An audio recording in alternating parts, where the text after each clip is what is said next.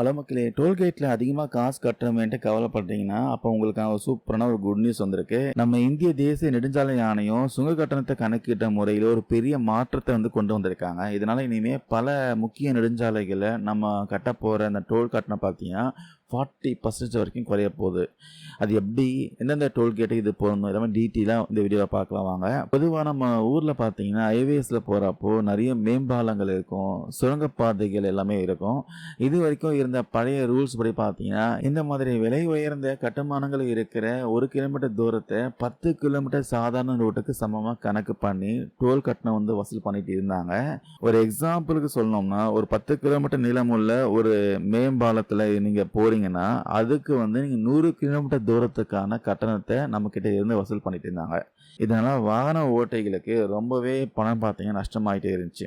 ஆனா, இப்ப தேசிய நெடுஞ்சாலைகள் கட்டண விதிகள்ல ஒரு புதிய திருத்தம் கொண்டு வந்திருக்காங்க. இனிமே டோல் கட்டண தூரத்தை எப்படி கணக்கு பண்ணுவாங்கன்னா, 2 மதிப்பீடுகளை வச்சு கால்குலேட் பண்ண போறாங்க. அதுல எது குறைவான தொகையோ அதை தான் நம்ம கிட்ட இருந்து வசூலிப்பாங்களாம்.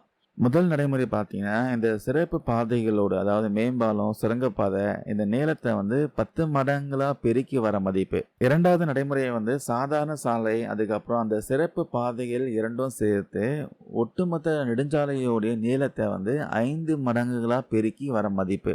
அதிகாரிகள்லாம் இந்த 2ல எது குறைந்த மதிப்புடைய தொகையோ அதை தான் சுங்க கட்டணமா எடுத்துப்பாங்க.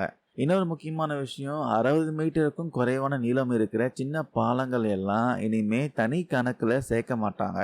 இந்த புதிய விதியால நமக்கு என்ன லாபம்னு ஒரு உதாரணமா சொல்றேன் பாருங்க. ஒரு 40 கிலோமீட்டர் நெடுஞ்சாலை இருக்குன்னு வச்சுக்கோங்க. அதுல 30 கிலோமீட்டர் சாதாரண ரோடு, 10 கிலோமீட்டர் மேம்பாலம் இருக்குன்னு வச்சுக்கோங்க.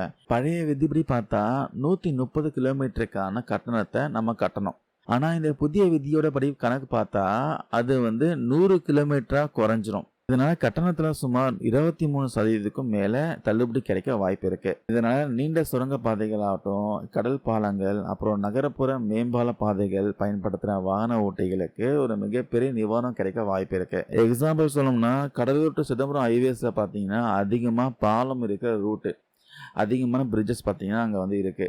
அங்கே தான் டோல் கட்டணமாக பார்த்தீங்கன்னா அதிகமாக வசூல் பண்ணுறாங்க. ஸோ அதனால் அந்த மாதிரி டோல்கேட்டில் குறையத்துக்கு வாய்ப்பு இருக்குது. துறை சார்ந்த மண்டல அலுவலகங்கள்லாம் இந்த புதிய கட்டண விதிகள்லாம் சீக்கிரமாகவே அறிவிக்க போகிறாங்க. அதனால் பொதுமக்களாகிய நாம் ரொம்ப சீக்கிரமாகவே குறைவான கட்டண பலனை அனுபவிக்க போகிறோம். இந்த டோல்கேட் கட்டண குறைப்பை பற்றி நீங்கள் என்ன நினைக்கிறீங்க? எது விஷயமா உங்களுக்கு கருத்துக்கள் ஏதாவது இருந்தால் மறக்காமல் கீழே கமெண்ட்ஸில் பதிவு பண்ணுங்கள். தேங்க்யூ நண்பா நண்பீஸ்.